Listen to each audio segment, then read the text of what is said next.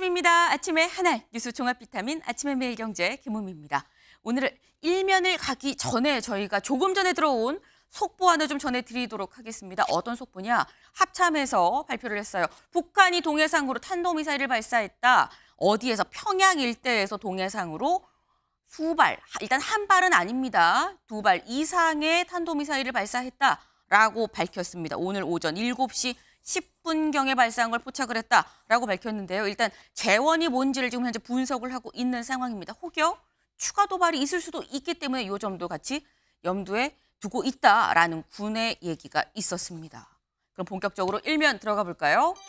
매일경제입니다. 긁은 해리스, 긁힌 트럼프. 어제 오전 10시 저희 MBN에서 생중계해드렸죠. 네, 미국 이 대선 후보 TV 토론, 이 해리스와 트럼프의 첫 번째 TV 토론이 있었습니다. 그런데 해리스는 긁었고요. 트럼프는 긁혔다라는 얘기가 나옵니다. 한마디로 얘기해서 어땠냐? 다음 기사에 나와 있어요. 다음 기사 볼까요? 조선일보입니다. 해리스 판정승이었다라는 겁니다. 판정승이었다는 얘기가 나오는 이유, 여기 보면 이 대선 TV 토론 시청자 63%가 해리스가 트럼프보다 잘했다라고 얘기를 하고 있다는 거죠. 고동층 유권자의 해리스 호감도가 30%에서 48%로 급등했다라는 겁니다. 여기를 보면 토론 전후 평가가 지금 나와 있어요. 전후 평가. 토론 전에는 50대 50이었습니다. 그런데 토론 후에는 해리스가 이길 것 같다가 63%, 트럼프가 이길 것 같다가 37%로 나왔다라는 거죠. 네. 다만 판정승이지 KO 시켰다는 건 아니다라는 얘기도 좀 같이 나오고 있습니다. 대체 어떤 얘기들을 두 사람이 했길래 이런 평가가 나오는지 잠시 뒤에 대담으로 좀 짚어보죠. 다음 기사 볼까요? 세계일보입니다. 야, 김건희 최상병 특검법 법사위 강행 처리입니다. 네, 어제 이 김건희 여사 특검법, 최상병 특검법에 대해서 국회 법사위에서 야당이 여당이 퇴장한 가운데 강행 처리를 했다라는 거죠. 왜 어제 강행 처리했느냐? 오늘 12일 있는 국회 본회의에서 통과를 시키겠다라는 얘기인 건데 그러려고 했는데 다음 기사 보시죠. 국민일보입니다. 우원식, 야 특검법 독주의 제동, 의정 갈등 해결부터입니다. 우원식 국회의장, 사실 민주당 소속이었었죠. 그런데 우원식 의장이 야당이 통과시킨 특검법에 대해서 요거 본회의 안건으로 올리지 않겠습니다. 일단 의정 갈등부터 해결을 하십시다라고 얘기를 했다라는 겁니다. 그만큼 의정 갈등이 좀 시급하다라는 얘기인 거겠죠. 요거 통과시키고 오히려 대화가 더 단절될 수 있으니까 요거부터 좀 처리를 하자라고 얘기를 했다라는 건데 마침 어제 다음 기사 보시죠. 동아일보입니다. 가능한 의료단체와 추석 전에 협의체 출발. 무슨 얘기냐? 여야의정, 네, 여야의정 협의체 요거 출범하자라고 얘기를 했는데 의료계에서 참석하지 않고 있는 상황입니다. 여기에 대해서 한동훈 대표가 일단 그럼 의료계가 한 목소리로 지금 나오고 있지 않은 상태니까 원하는 사람만 일단 참석을 해서 개문발차라도 좀 하자라고 얘기를 한 겁니다. 중요한 건 추석 전에 일단 협의체가 출범하는 게 중요한 거 아니냐라고 지금 얘기를 했다라는 거예요. 네.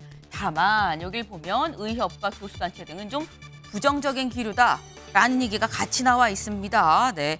쉽지 않다라는 건데 이 와중에 다음 기사 볼까요? 한국일보입니다.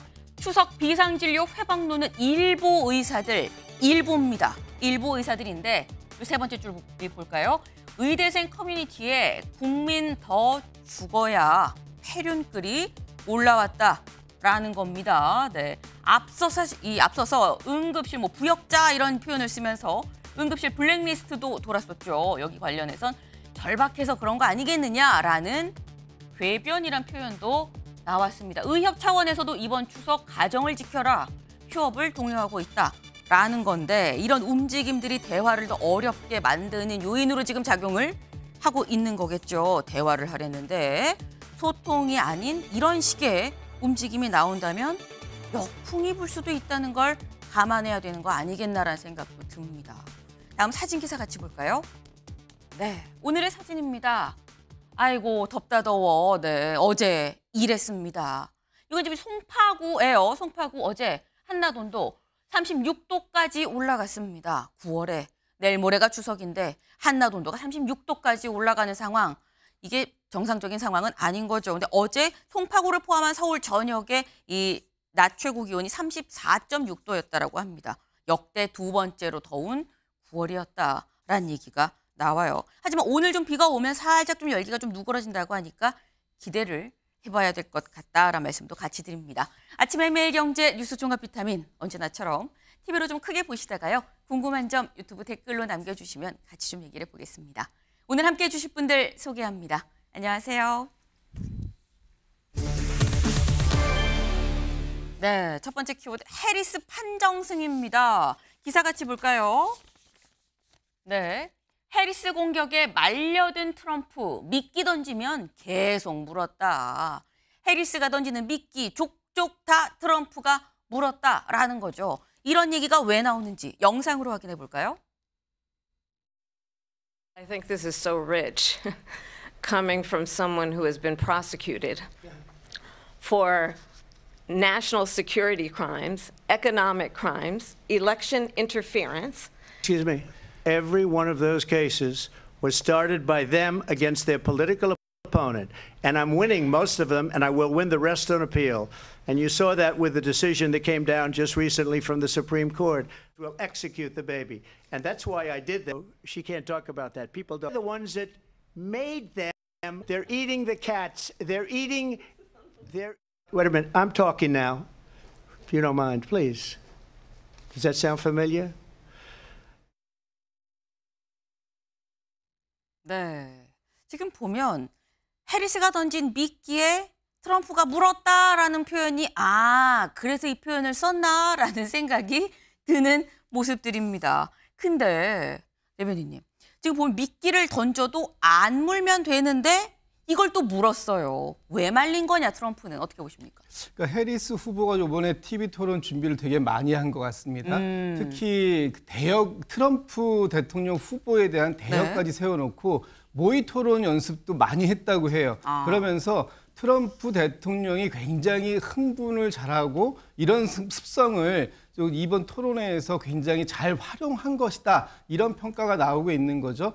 그러니까 해리스 후보가 그리고 계속 TV 토론 중에 다양한 표정을 지어요. 그리고 트럼프 대통령 후보가 뭔가 그 얘기를 하면 어이없는 표정, 황당하다는 표정, 그리고 막 웃는 표정, 그러니까 굉장히 여유 있는 표정들을 많이 지음으로써 뭐 이번에 그 상대가 그 발언 중에는 마이크가 꺼져 있거든요. 그런데 이 표정은 잡히기 때문에 이 표정으로 할 말을 다 했다. 이렇게 평가들이 나오고 있는 것 같습니다. 표정으로 할 말을 다 했다라는 평가가 나온다라는 겁니다. 네. 그래서 다음 기사를 좀 볼까요? 네, 해리스 비웃음 도발에 트럼프 미간 찌푸리며 발끈. 말씀하셨죠. 이 상대방이 말하고 있는 중에는 다른 한쪽 이 상대방은 마이크가 아예 꺼져 있습니다. 얘기를 하지 못하도록 겹치지 않도록 아예 그냥 원천 차단을 한 건데 그러니까 비웃음 도발에 비웃고 턱 꿰고 이런 모습들 여기에 트럼프가 발끈했다라는 거죠. 근데 이게 또 이창금 의원님, 이게 전략적으로 요거까지 계산을 해서 갖고 나온 걸까라는 생각도 들었거든요. 어떻게 보십니까?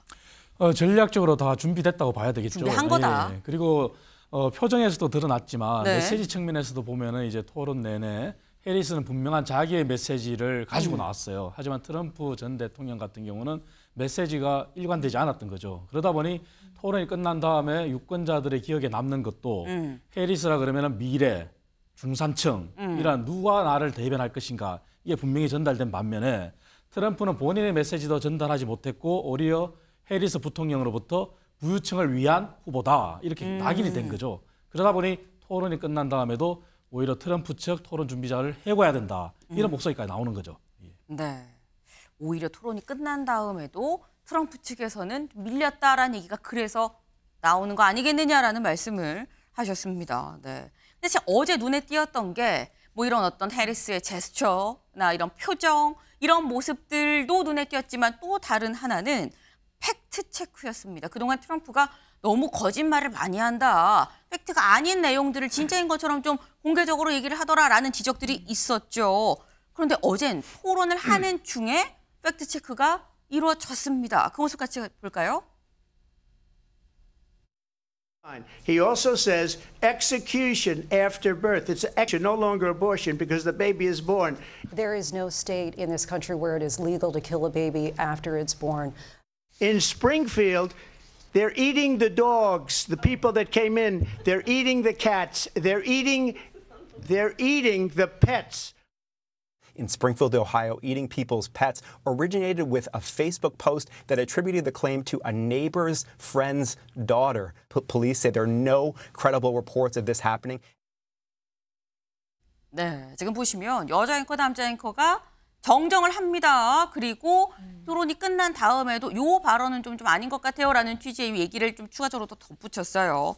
근데 지금 이렇게 앵커가 실시간으로 진행자가 이건 사실이 아닙니다라고 이렇게 정정을 하게 되면 김기영 대변인님, 이건 해당 발언을 안 하느니만 못한 상황인 거 아닙니까?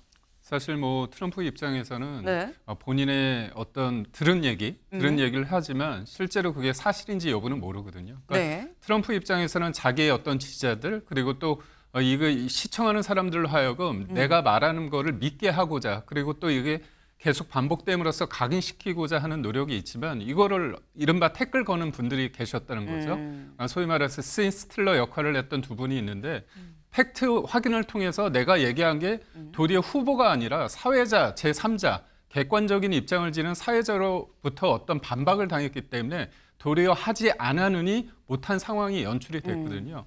그러니까 이와 관련해서 뉴욕타임즈 같은 경우는 네. 트럼프의 33개 발언 중에서 네. 16개가 거짓이다 이런 얘기를 했습니다. 네. 그러니까 결국 저는 어떻게 보면 이 트럼프가 작정을 하고 저는 이런 워딩을 했다고 봅니다. 그러니까 실수는 아니라고 봅니다. 왜냐하면 의도적이다. 이제까지 해왔던 이런 방식이 자기가 나름대로의 어떤 소득이 있었다고 보는 거거든요. 그런데 사람들이 볼 때 이런 과정이 그러니까 저는 불법 이민이란 거는 트럼프한테 굉장히 중요한 포인트고 네.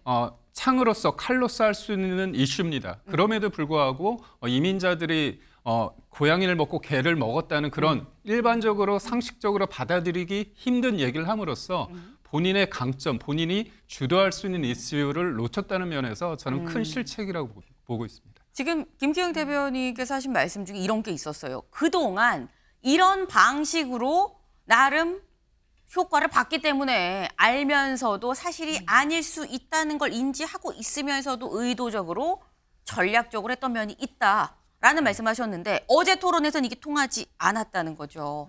통하지 않는 게 맞는 거겠죠. 이제 그냥 가짜로 이랬다더라 카더라 이런 얘기로는 더 이상 진실을 덮을 수 없다라는 것도 또 바뀐 미 대선 토론의 이 한 모습이 아닌가라는 좀 생각이 듭니다. 근데 사실 거짓말을 트럼프만 한 건 아닙니다. 해리스도 거짓말, 팩트가 틀린 게 하나 있었어요. 뭐가 있었냐? 같이 볼까요? 이게 좀 틀렸었습니다. 부통령 재직 중에 제조업 일자리 80만 개 창출했습니다. 라고 해리스가 얘기했는데 요거 나중에 이 CBS가 확인을 해봤다는 거죠. CBS가 확인해보니 바이든 행정부 출범 이후 그러니까 해리스가 부통령이 된 다음에 지난달까지 기준으로 봤을 때 73만 9천 건, 약 74만 개가 생겼지 80만 개는 아니네요. 네, 6만 개 비었어요. 라고 또 팩트를 다시 정정을 했다라는 거죠. 그러면 토론하는 중에 양쪽 다 조금씩은 또 오차가 있을 수 있다라는 생각이 들어요. 그런데 트럼프 입장에서는 아까 33개 중에 16개가 사실이 아니었다라는 얘기가 지금 나와요. 장 변호사님. 네. 지금 이 사실 거짓말이 있는 거를 실시간으로 진행자들이 좀 정정을 했다고 하긴 합니다만 16개와 하나는 좀 숫자 차이가 크긴 큽니다. 그렇죠. 그리고 일자리가 80만 개였는데 사실상 73만 9천 건이면 거의 74만 건이잖아요. 네. 그렇다면 이게 이제 미국 대선을 바라보는 유권자들의 생각에서는 과연 뭐 가짜 뉴스라고 말한다면 이 허위 사실을 이야기한 것이 과연 그 정도의 차이가 트럼프 후보가 크다고 할지 해리스 후보가 크다고 할지 이 부분은 아마 뭐 시청자 여러분들도 금방 판단하실 수 있을 것 같아요. 그만큼 트럼프 대통령 전 대통령이 이제 보여왔던 그리고 이제 토론회에서 보였던 그런 언행들 같은 경우에는 사실 이민자들이 그들의 애완 뭐 동물을 뭐 먹는다 이런 이야기들은 사실상 또 납득하기도 어렵고 바로바로 앵커들이 팩트 체크를 할 만큼 조금은 좀 허황된 이야기이기도 했습니다. 그렇기 때문에 앞서 이야기가 나온 것처럼 어제 토론 과정에서 좀 트럼프 전 대통령이 약간 본인의 페이스를 잃고 좀 흥분을 했던 것 아니냐 이런 평가들이 지금 나오는 것 같은데요. 그런데 저는 이 해리스의 어떤 제스처 부분들이 지금 많이 강조가 되는데 이 부분 당연히 전략적으로 미리 준비했다고 생각합니다. 뭐 이렇게 턱을 갠다든지 아니면 상대가 이야기를 하는데 막 약간 웃으면서 고개도 막 이렇게 절레절레 졌잖아요.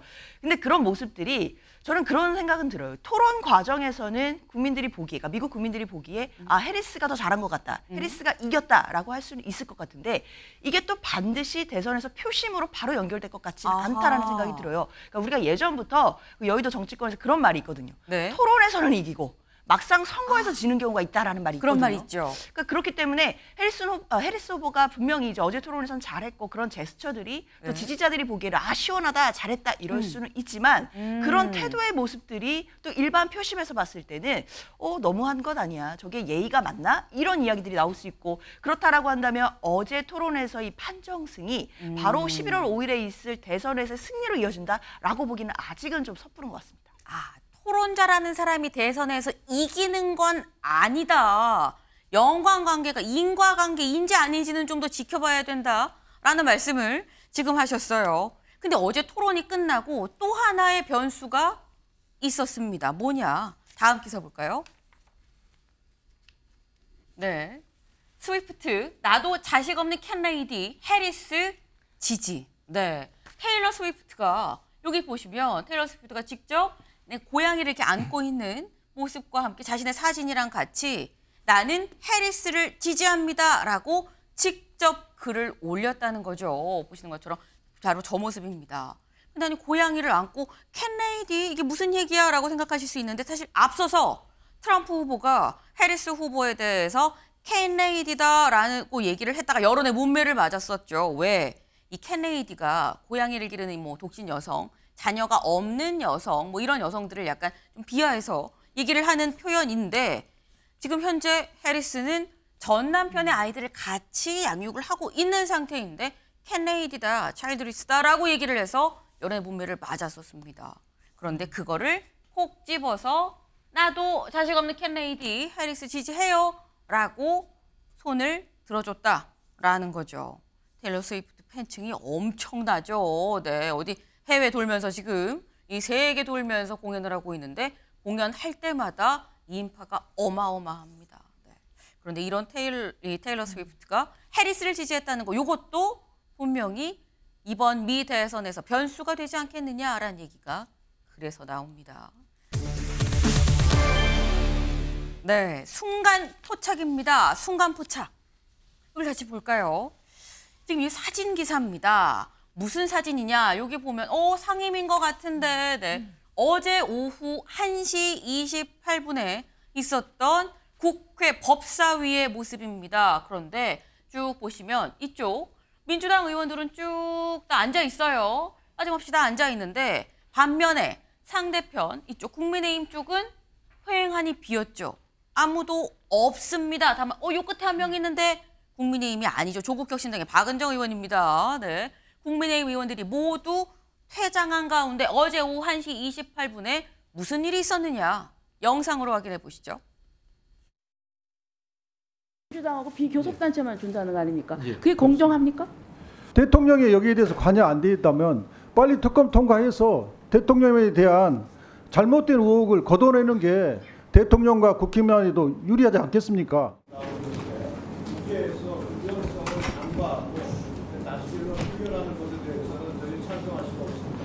표결에 앞서서 회의장에 계신 위원님은 모두 재석 위원 수에 포함된다는 점을 말씀드립니다. 가결되었음을 선포합니다. 네, 국민의힘 의원들이 다 퇴장을 하고 난 다음에 야당 의원들끼리 처리를 했죠. 다만 자리에는 없었지만 뭐 뒤에 서 있거나 하는 국민의힘 의원들이 있다면 이거는 다 죄석으로 칠 겁니다라고 정청래 위원장이 얘기를 했어요. 그리고 통과를 시켰습니다. 통과시킨 이유 오늘 12일 본회의에서 김건희 여사 특검법, 최상병 특검법 요거 처리를 하겠다라는 생각에서 어제 강행 처리를 했는데 근데 다음 기사 보시죠. 네, 조선일보입니다.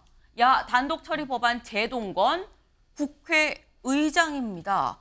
우원식 의장이 제동을 걸었다라는 거예요. 왜 제동을 걸었다라는 이 얘기가 나온 건지 직접 들어보시죠. 다만 지금으로선 국민이 처한 비상 상황에 집중하는 것이 바람직하다는 것이 국회의장의 판단입니다. 이제 비로소 여야 의장 간 대화 가능성이 생겼고 다소나마 기대감이 생기고 있습니다. 대화 협력의 분위기가 단절되지 않도록 야당이 법안 처리 시기를 조금 유연하게 하는 것이 국민의 기대에 부응하는 길이라 생각합니다. 본회의에 부의된 법안은 추석 연휴 이후인 19일에 처리할 수 있도록 양당이 협의해 주시기 바랍니다. 지금은 여야 의정 협의체 가동에 집중합시다.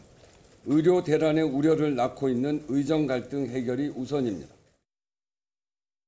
네, 들으셨죠? 지금은 의정 갈등 해결이 우선입니다. 19일에 추석 연휴 끝나고 난 다음에 나중에 여야가 합의해서 좀 처리를 하십시다 라고 얘기를 했습니다. 근데 김진욱 대변인님 약간 좀 뜻밖인데 라는 생각이 들기도 하는 게 우원식 의장이 민주당 소속이었었고 그리고 처음에 의장 선출이 될 때 너무 민주당 색채를 뚜렷이 드러내는 거 아니야라는 얘기도 있었었거든요. 근데 이번에 제동을 좀 걸었다라는 겁니다. 저는 우원식 국회의장이 국회의장으로서의 역할을 하고 있다라고 보여집니다. 물론 민주당 쪽 입장에서는 되게 아쉬움이 있는 거죠. 어제 이 법사위에서 이 안건 조정 심의까지 다 통과시켜가지고 된 부분을 그 본회의에 부의시키지 않겠다라고 하는 거니까 본회의에 부의할 것이냐 말 것이냐 하는 것은 의장의 권한이긴 합니다만 네. 민주당 입장에서는 굉장히 아쉬운 측면이 있는 건 맞는 것 같아요. 그러나 지금 우원식 국회의장 입장에서는 민주당 출신이기는 하지만 민주당의 입장을 대변하기에 앞서 국민 전체의 입장을 대변하는 역할, 그것이 국회 본연의 임무다라는 해석을 좀 했던 것 같고요. 지금 가장 중요한 건 이제 내일 모레부터 추석 연휴가 시작되지 않습니까? 네. 근데 지금 아직까지도 의정 갈등, 의료 대란 이 문제가 해결될 기미가 보이지 않고 있고 이제 비로소 여야 의정 협의체가 출범을 목전에 두고 있는 상황인데 여기에 조금 더 집중하는 것이 우리 정치권의 역할 아니겠느냐. 정치권이 국민들께 정치의 효능감을 좀 맛보게 해드릴 수 있는 방법이 이 부분이 우선돼야 되는 거 아니냐 이렇게 생각하셨던 것 같고요. 그 부분에 대해서는 국회의장으로서는 민주당 입장에서는 좀 아쉬움이 있습니다만 국회의장으로서는 국민 전체의 통합이라든지 국민 전체의 당면 현안 문제에 집중하는 것이 옳다라고 판단했다라는 그 우원식 의장의 판단도 또 존중받아야 할 필요는 있다고 봅니다. 네. 민주당 입장에서는 좀 서운할 수는 있겠지만 하지만 우원식 의장 입장에서는 국회의장으로서의 역할을 어제 한 거 아니겠느냐라는 말씀을 하셨어요. 근데 이제 우원식 의장이 곧 기자회견이 몇 분에 있습니다라는 얘기가 고지가 되기가 무섭게 꼭 비슷한 시각에 거의 바로 또 이번에는 민주당 법사위원들이 기자회견을 열었습니다. 뭐라고 얘기했는지 들어보시죠. 매우 당황스럽고 경악스럽기까지 합니다. 의장님께서는 이해할 수 없는 것이 그중에서 이거는 올리겠다, 이거는 다음에 올리자도 아니고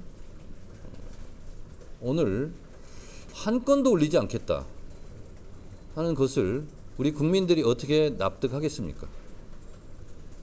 법사위까지 마친 법안을 의장의 개인의 판단에 따라서 올리고 안 올리고 하는 것을 결정하는 것은 지나친 일이 아닌가 그렇게 생각을 합니다.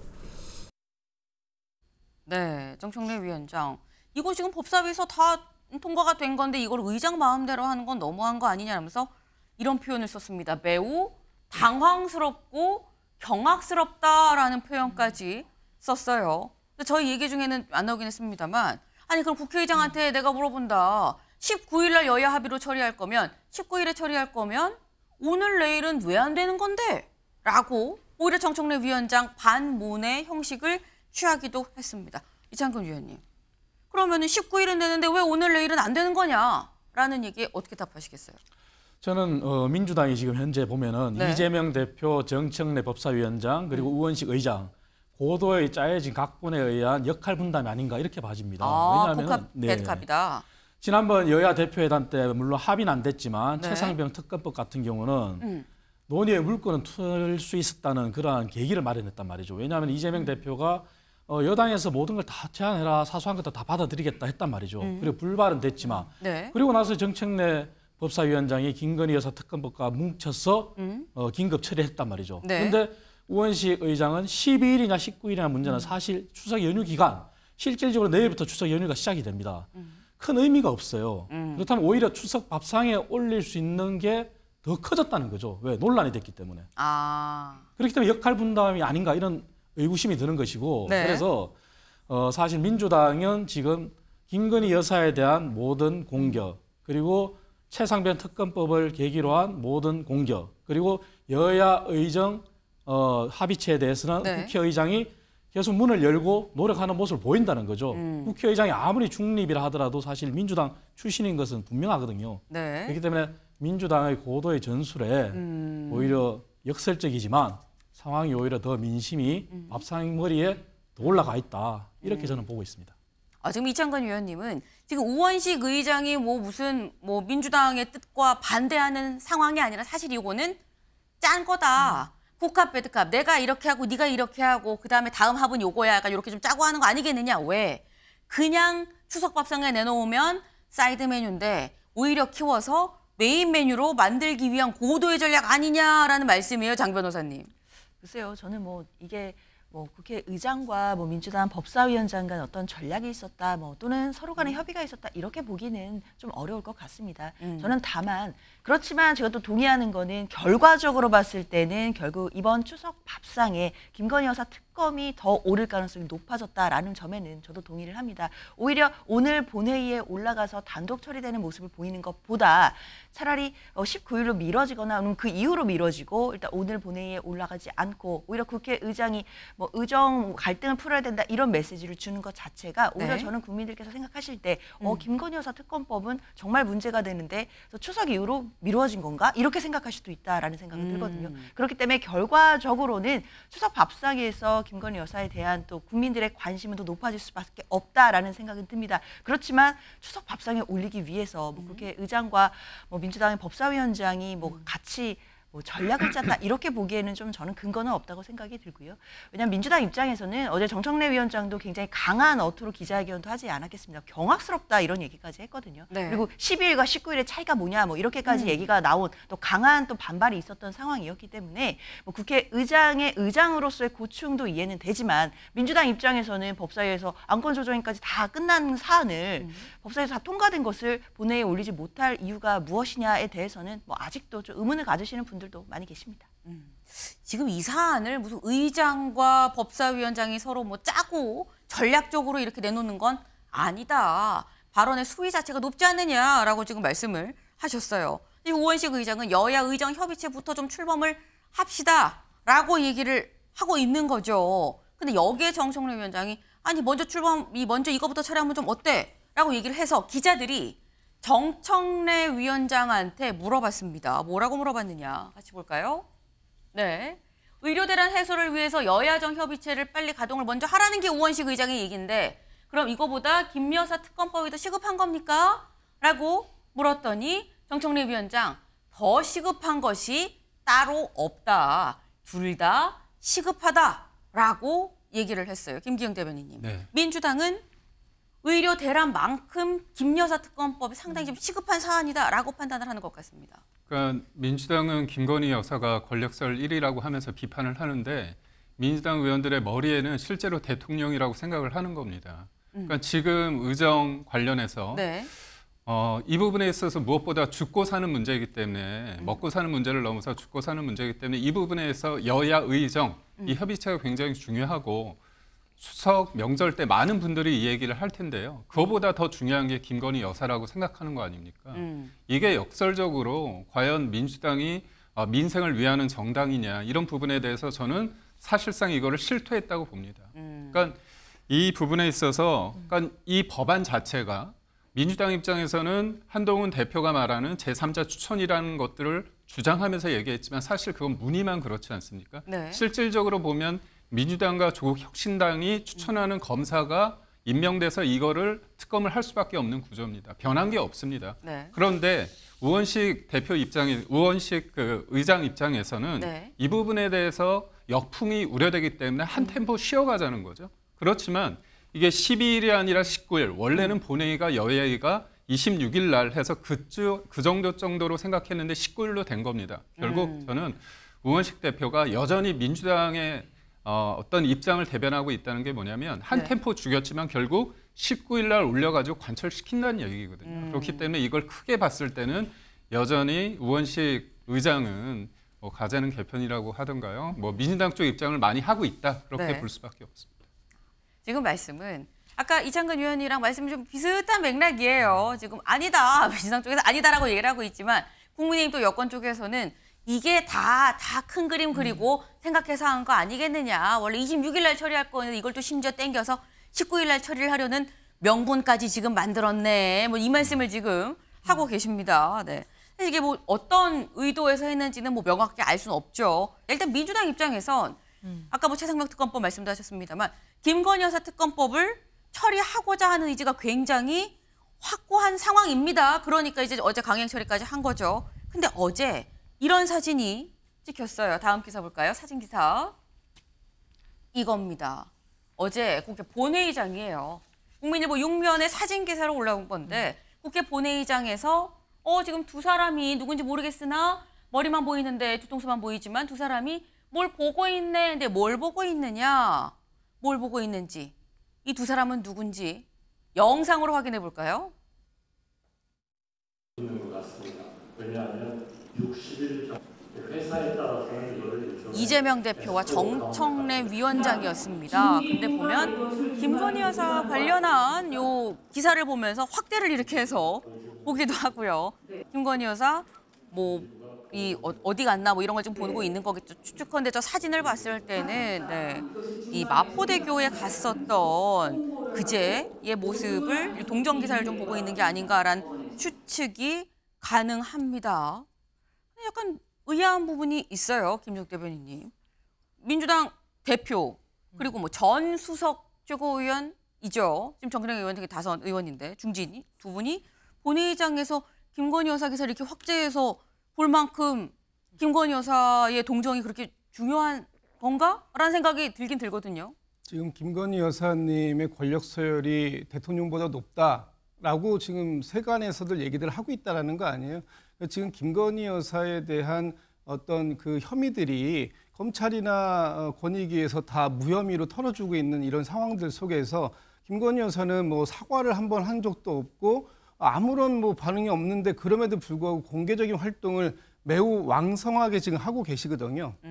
특히 저 사진 속에서도 나옵니다만 김건희 여사가 뭐 어떤 그 단순하게 지금 세계 그 자살 예방의 날을 맞아서 관련된 공무원들을 격려하는 그런 네. 차원을 넘어서서 마치 현지 지도하는 그런 모습처럼 저렇게 그 모습을 보이고 이런 활동들을 하고 있음에도 불구하고 네. 아니면 더 김 여사는 어떤 국민들에 대한 예의를 가지고 있는 것인가. 본인에 의해서 본인이 불찰이든 뭐가 됐든 명품백을 선물 받고 그런 부분들이 이렇게 크게 논란이 되었다면 이 부분에 대한 사과라든지 뭐 이런 것들이 있은 연후에 그다음에 어떤 공개적인 활동을 하는 것이 맞지 않느냐 뭐 이런 얘기들도 많이 있습니다.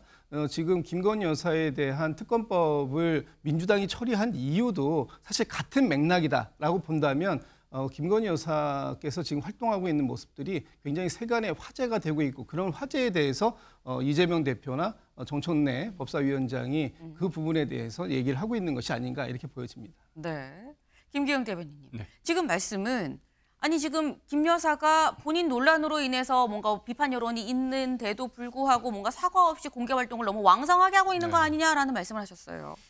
왕성하게 하는지는 잘 모르겠고요. 예, 이게 어떻게 보면 쇼를 위한 그런 게 아니라 지난해에도 네. 같은 성격의 어떤 일정을 소화를 했습니다. 그러니까 저는 저런 모습을 보면서 그렇게까지 이렇게 좀 안 좋게 볼 것인가에 대한 좀 의문이 있고 누군가에 대한 어떤 적대적인 어떤 혐오? 이게 지속된다는 거는 일종의 심리적으로 노예 상태에 있다는 이런 표현도 있거든요. 그래서 제가 볼 때는 김건희 여사가 요번에 그 명품백을 받은 부분에 있어서는 대통령도 사과를 하고 그 부분에 대해서는 다 국민들도 알고 있습니다. 비판의 눈으로 바라보고 있습니다. 그렇다고 네. 해서 영부인으로서 여사로서 하지 말아야 되는 건 아니지 않습니까? 뭐 집에만 있으라는 건 아니지 않습니까? 결국 어떤 일정을 했을 때 그 일정이 맞지 않는다. 네. 그런 어떤 비판은 가능하지만 뭐 좋은 일을 했는데 그걸 굳이 저렇게까지 하는 게 뭔지 전 이해가 안 가고 무엇보다도 저는 대표와 정청래 법사위원장이 두 분이 네. 저 정도 거리면 위에서 사진 기자분들이 다 찍으면 소리까지 들리고요. 저 보니까 화면에 네. 다 반사되지 않습니까? 그 조명이. 네. 그러니까 다 알고 있는 겁니다. 그러니까 아하. 노골적으로 이거를 본인들이 김건희 여사를 계속 이렇게 주시함으로써 지지자들, 국민들로 하여금 뭔가 메시지를 계속 보내고 있는데 과하면 탈날 수 있고요. 특히 이번에 이제 추석 때는 응급상황이 좀 여의치 않기 때문에 너무 과하게 먹으면 안 됩니다. 그러니까 제가 볼 때는 적당히 하시고 네. 사실 팩트를 가지고 좀 했으면 좋겠습니다. 지금 말씀은 이게 사진이 찍히는 걸 이재명 대표와 정청래 의원이 몰랐겠느냐라는 취지의 말씀이에요. 저희 유튜브 댓글에도 찍으라고 사진 확대까지 하면서 본 거 아니에요? 라는 질문이 올라왔습니다. 장 변호사님. 의도적으로 한 행동이다라는 얘기 어떻게 들으셨어요? 글쎄요, 뭐 완전히 고의적으로 의도적으로 꼭 찍어줬으면 이렇게까지는 아니라고 생각이 들고요. 네. 다만 저렇게 하고 있으면 사진 기자님들이 찍을 수 있다라는 사실은 뭐 알고 있었을 거라고 생각해요. 다른 분들도 아니고 이재명 대표와 정청래 의원이라고 한다면 사실상 휴대폰 화면에 대해서 기자들이 좀 더 관심을 갖지 않겠습니까? 그렇기 때문에 지금 이 휴대폰 화면을 누군가가 찍어서 이게 기사화될 수 있다라는 것을 알 수는 있었을 거라는 생각이 듭니다. 네. 그렇다면 알려줘도 상관이 없다라는 인식도 자리 잡았을 거라고 보여요. 물론 그것이 완전히 고의적으로 전략적으로 이게 꼭 기사화됐으면까지는 아니겠지만 네. 적어도 이렇게 보는 것. 결국 민주당의 지도부가 관련해서 김건희 여사의 언행과 행보에 대해서 관심을 갖고 지켜보고 있다라는 것. 그리고 모니터링하고 견제하고 있다라는 것. 이것에 대한 메시지를 주기 위함도 저는 있다고 생각합니다. 저는 김치일 대변인 말씀하신 거에 동의를 하는데요. 네. 김건희 여사가 마포대교에 방문해서 했던 그 어떤 모습들은 물론 영부인으로서의 활동이 있을 수 있겠지만 영부인으로서 어떤 노고를 취하하고 격려하는 수준을 넘어서서 마치 대통령이나 또는 권력자들이 하는 시찰의 모습을 보여줬기 때문에 문제가 지적되는 겁니다. 거기서 말씀하셨던 것도 뭐 미흡한 점에 대해 조치를 하라든지 뭐 개선을 하라든지 이런 말씀이 나오셨는데 과연 이것이 임명되지도 않고 선출되지도 않은 영부인께서 하실 수 있는 언어인가에 대해서는 앞으로도 계속 논란이 될 것 같고 그런 점에 대해서 당연히 야당에서 견제하고 모니터링 해야 된다고 생각합니다. 따라서 저런 모습으로 휴대폰 화면일지라도 저런 화면으로라도 이런 견제하고 모니터링하고 있다라는 경고의 메시지 던진 거라고 생각합니다. 네. 사진이 찍히는 걸 모르진 않았겠으나 일부러 찍힌 건 아닐 거다. 다만 사진이 찍히는 걸 알고 있음에도 이거를 감추지 않고 그냥 하던 행동을 계속 했었던 이유는 봐도 무관하다. 우리 이만큼 관심 갖고 있어. 라는 거를 얘기해도 상관없다라는 취지 아니겠느냐라는 말씀이에요. 근데 이재명 대표와 정청래 의원 두 사람이 본 게 김건희 여사에 대한 동정 기사만 본 건 아닙니다. 다른 것도 같이 봤어요. 뭘 같이 봤느냐. 네, 두 사람 이것도 같이 봤다는 거죠. 정청래의 알콩달콩. 정청래 의원의 SNS죠. SNS에 정 의원이 이런 글을 올렸습니다. 옆으로 돼 있는지 보일지 모르겠어요. 대통령의 현장 지도인지 헷갈린다. 대한민국은 누가 대통령인가? 김건희 대단하다라고 글을 정청래 의원이 올렸습니다. 그리고 이 글을 같이 보면서 상당히 즐거워 보이는 두 사람의 모습도 같이 찍혔다라는 겁니다. 네. 지금 뭐 이렇게 뭐 깔깔 웃는 게 뭐 딱 요 사진을 보고 이것 때문에 웃는다 인지는 알 수 없습니다만 일단 김건희 여사의 어떤 동정 기사나 뭐 정청래 의원의 이 SNS 글을 보고 그때쯤 같이 웃는 모습이 또 찍혔다라는 거예요. 이걸 보면 이창근 위원님, 두 사람은 왜 즐거운 것인가? 왜 즐거운 걸까요? 뭐 민주당이 그간 이제 김건희 여사에 대한 공격이 일관됐었죠. 일관됐는데 본인들 입장에서는 대한민국의 권력서의 1위다 이러한 한간에 도는 얘기를 이제 증명이 됐다 이렇게 하고 싶었겠죠. 하지만 지나치게 공격이 지나치다. 왜냐하면은 민주당이 과거의 자신들의 모습을 되돌아본다면은 과연 저런 말을 할 수 있을까 싶은 일정이 있어요. 왜냐하면 김정숙 여사께서도 대통령 없이 여사 신분으로 대기업을 초청해서 비공개 오찬한 적이 있어요. 삼성, SK, 롯데 등. 네. 그때 당시에도 그 행보가 굉장히 논란이 많았습니다. 그러면은 여사의 행보는 미국이나 우리나라나 사회적 약자를 보듬든지 아니면 교육에 관심을 가진다든지 일관된 메시지에 의한 행보를 쭉 해왔단 말이죠. 가령 우리나라 현대사에서도 이제 유경수 여사 같은 경우 사회적 약자를 테마로 꾸준하게 활동한 것은 누구도 부인을 못할 겁니다. 과거에 가계부도 공개됐지 않습니까? 그리고 미국의 미셸 오바마 여사도 마찬가지로 사회적 약자를 향한 일관된 행보를 해왔단 말이죠. 네. 그런 관점에서 본다면은 김건희 여사의 불미스러운 행동이나 또는 신중치 못한 행위가 있었지만 네. 그렇다고 해서 여사로서의 행보를 하지 마라 하는 건 지나치게 비난을 위한 비난이죠. 그리고 여사가 대한민국 권력서열 1위다 하는 그런 민주당의 프레임에 의해서 네. 여사가 행보를 하지 마라 하는 것도 대한민국 입장에서 손실이죠. 그렇기 때문에 민주당은 스스로 과거에 본인들이 집권했을 때 당시에 여사가 어떻게 했는지를 되돌아본다면은 저러한 것은 오히려 역풍을 맞을 수 있습니다. 네. 아니 영부인이 뭐 불미스러운 일이 있고 뭐 좀 신중치 못했던 행동이 있다고 한들 그럼 영부인 행동도 하지 영부인으로서 역할도 하지 말라는 거냐라는 지적에 김중 대변인님 뭐라고 말씀하시겠어요? 역할 하셔야죠. 하시되 네. 공식적인 공적인 부분 안에서 하시라는 거예요. 지금처럼 제2부속실 설치 얘기가 나온 지가 얼마나 지났습니까? 설치 안 하겠다고 했지만 또 다시 설치하겠다고 하고 설치하겠다고 얘기 나온 지 벌써 반년이 넘도록 이제는 설치할 공간이 없어서 설치를 못한다. 이게 지금 어떤 변명의 여지가 되는가. 그러니까 이런 제2부속실이라든지 이런 부분들을 놓고 정상적으로 이 여사의 직무 범위라는 것을 좀 한정하고 그 범위 안에서 움직이시면 누가 뭐라고 합니까? 그리고 좀 전에 나왔던 저런 현지 지도 같은 모습들, 저 사진 저희가 찍은 거 아니잖아요. 대통령실에서 공개한 겁니다.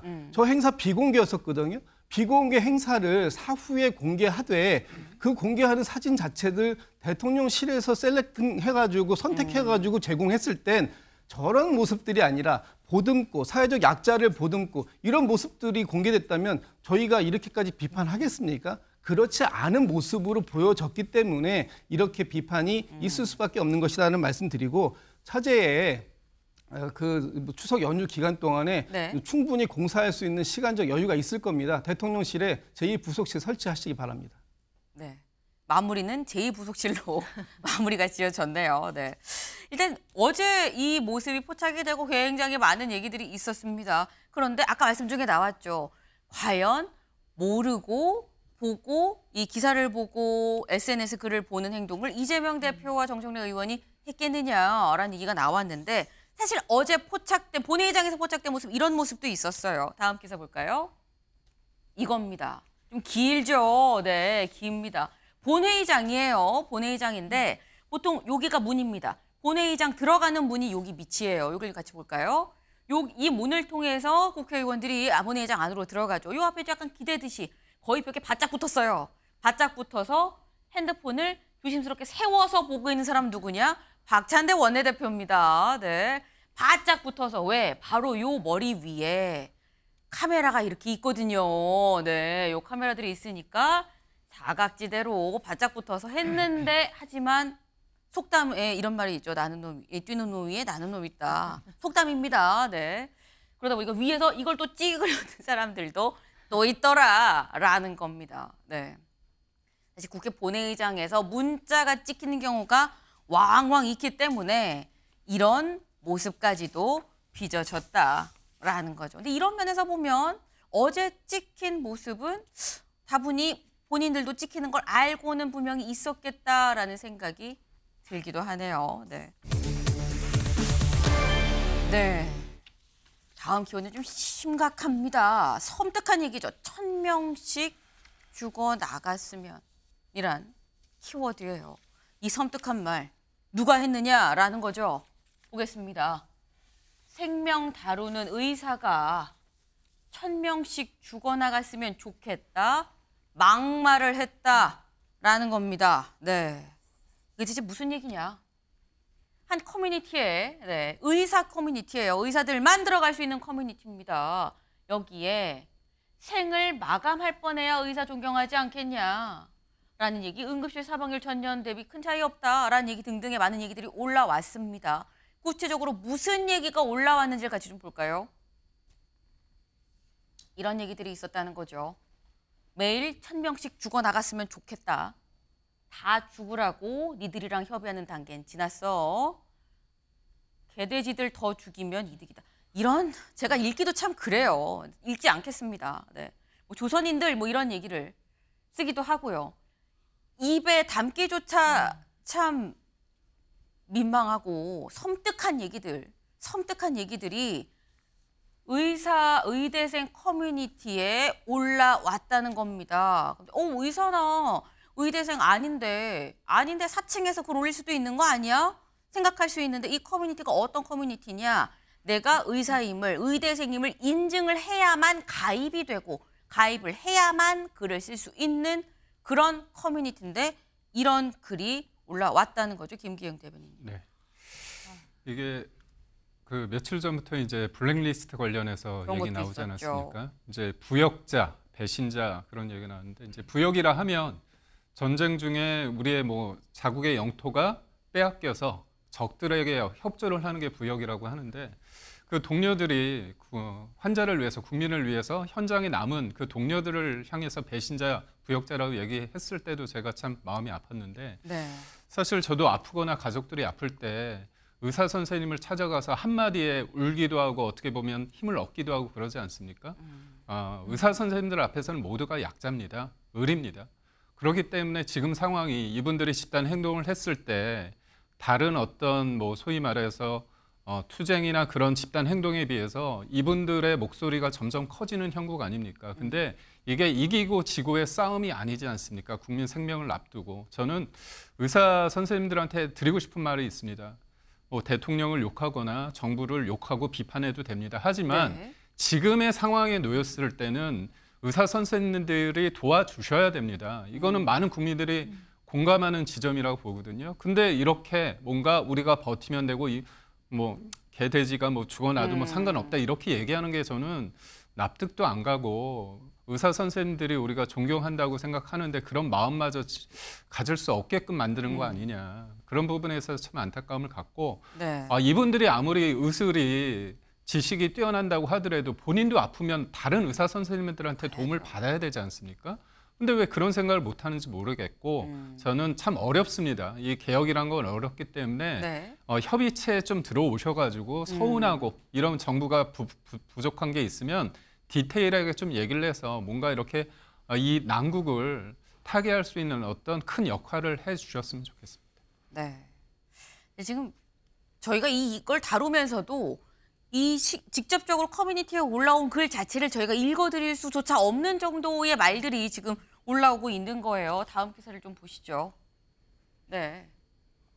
쓰이는 뭐 단어가 뭐 개돼지 이런 것도 있고요. 뭐 그래서 뉴스에 나오길 뭐 이런 얘기들이 있다는 겁니다. 의대생들 돈넘은 폐륜 발언 논란이란 기사가 오늘 모든 조간에 다 실렸어요.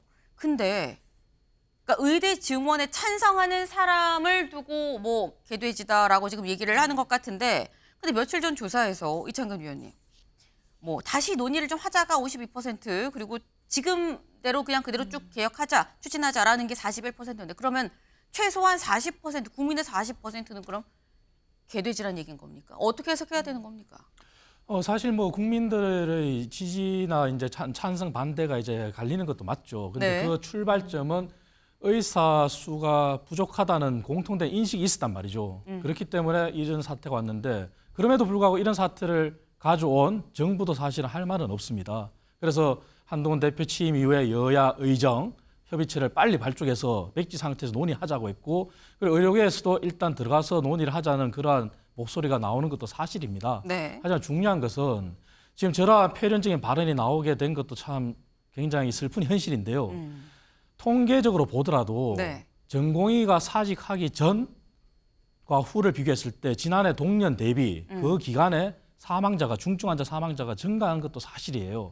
비록 그 수치가 크진 않지만 1.6명 증가했다는 것도 나오고 있습니다. 그렇다면 그 외에 응급실이나 기타 대형 병원은 대학병원에서 환자를 못 받으니까 이제 중소형 병원으로 이관하지 않습니까? 네. 그 병원에서 환자를 제대로 치유하지 못했을 때 발생하는 그러한 직계까지 포함된다면 또 국민들이 받는 피해도 사실이 맞는 거거든요. 그렇기 때문에 그러한 여론조사의 찬성 지지를 떠나서 지금 빨리 정부도 스스로 반성을 하고 여야 의정 협의체가 빨리 가동이 돼서 하루속히 이 상황이 진정이 돼야 되는 겁니다. 그것이 국민들이 이러한 실망하는 부분, 국민들이 희망하는 부분 모두를 다 아울 수 있고 의대생들의 저러한 표현적인 발언도 더 이상 나오지 않게끔 그렇게 하는 길이죠.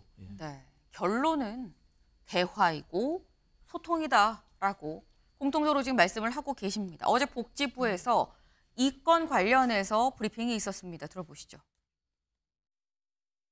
다 간무 여러 가지 좀 불미스러운 게시글들이 있다고 들었고 우리 보건복지부는 그 관련 증거 자료를 확보하여 가능하면 오늘 중 신속히 수사 기관에 수사 의뢰 조치할 예정입니다. 예.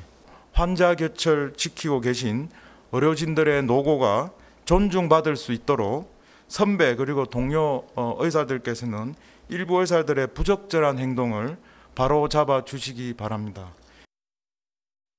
네, 정부에서도 밝혔죠.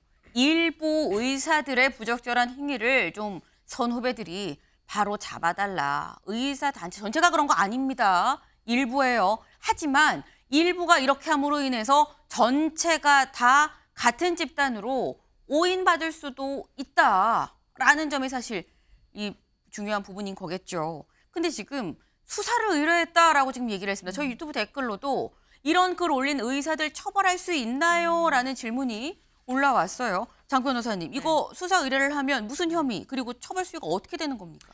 일단 이제 블랙리스트 관련된 게 있었잖아요. 네. 응급실에서 근무하시는 의사분들의 실명 같은 거 올리고 개인정보로 올렸던 거 이것도 굉장히 충격적이었거든요. 그분들을 부역자다 뭐 이렇게 조롱도 했고요.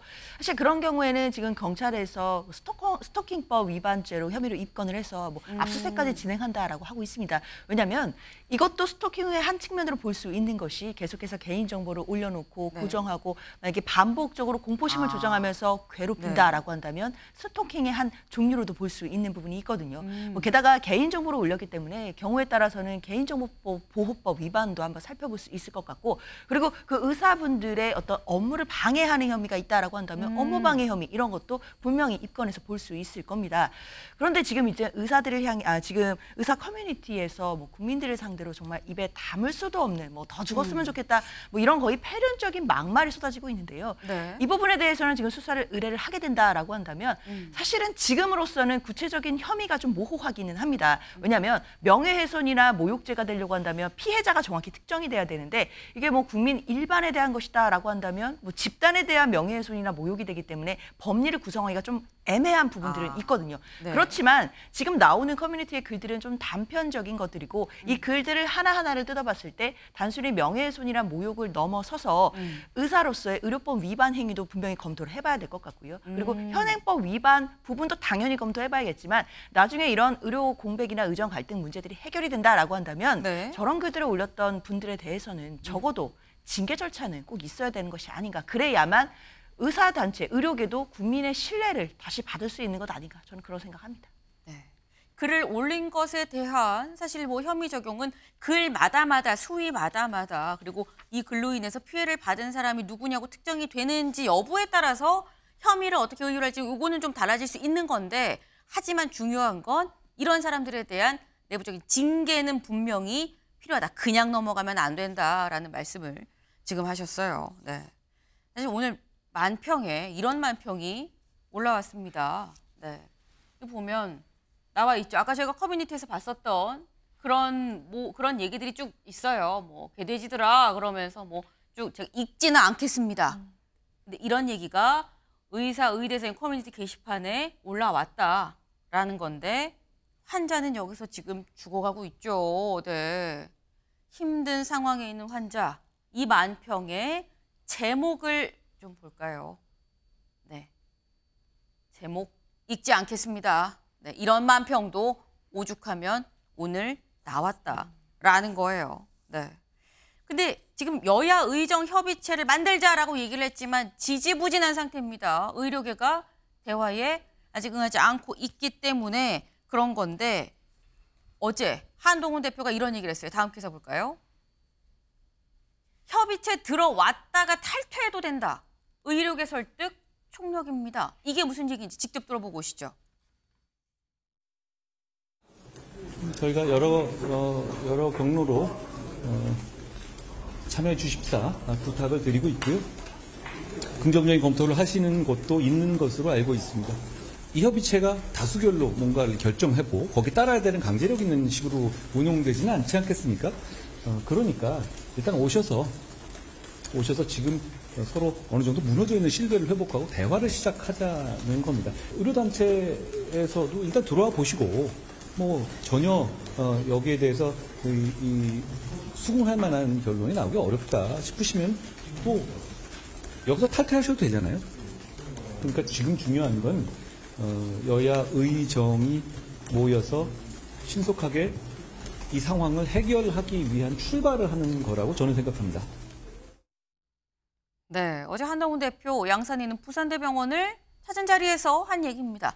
요지는 일단 만나서 얘기를 하다가 수긍을 못하겠으면 그때 탈퇴를 해도 되는 거 아닙니까? 라고 얘기를 했어요. 김진욱 대변인님. 일단 들어왔다가 뭐 마음에 안 들면 나가도 되는 거면 일단 들어오는 게 이득 아니야? 라는 생각이 단순하게 들긴 합니다. 참 어려운 문제입니다. 들어왔으면 좋겠고요. 또 여야 의정 협의체가 빠르게 발족을 해서 여기에서 국민들의 좀 걱정을 좀 덜어드릴 수 있는 그런 합리적 대안들이 좀 나왔으면 좋겠다라는 생각도 합니다.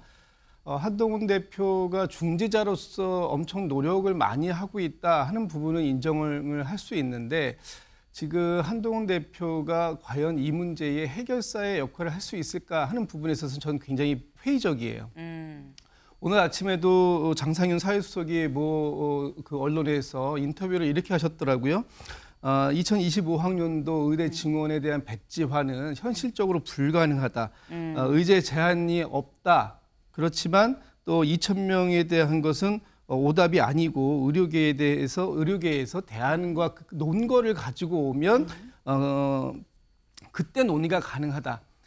이게 지금 이 안에서 한 사람이 얘기하는 지금 사회수석이라는 이분이 이 정책의 의료개혁의 총괄적 역할을 맡고 계신 분인데 이분이 말씀하시는 걸 보면 이게 과연 저 협의체 안에 의료계가 들어왔을 때 한동훈 대표처럼 아무런 조건 없이 모든 내용들을 논의하자 할 수 있다라는 얘기를 하면서도 그 결과는 이미 예견되어 있는 것처럼 이렇게 말씀을 하시면 과연 저 협의체에 의료계가 들어올 수 있을까?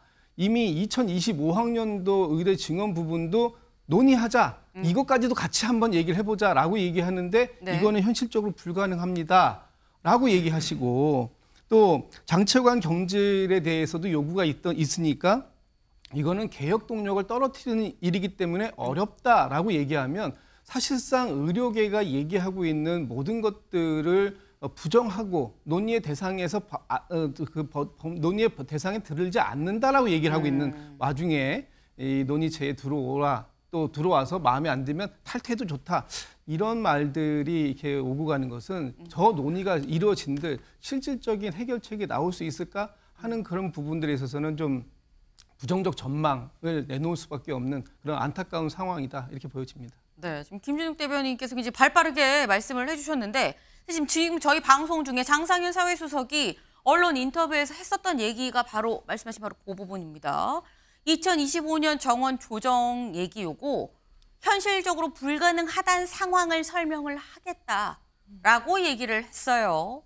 책임자 문책도 이거 개혁 동력 떨어뜨리는 거다라고 얘기를 했습니다. 그러면 이창근 위원님, 아까 말씀처럼 한동훈 대표가 열심히 중재자로서 역할을 하려는 거는 인정을 하지만 요지는 대통령실과 한동훈 대표 생각이 다르다는 게 확연하게 드러나는데 의료계가 들어오겠습니까? 라는 취지의 질문이거든요. 국민의힘이 15개 의료단체에 이제 보냈는데 공문을 네. 참석 요청을 5개 단체 정도가 이제 참석 의사를 비춘 상황입니다.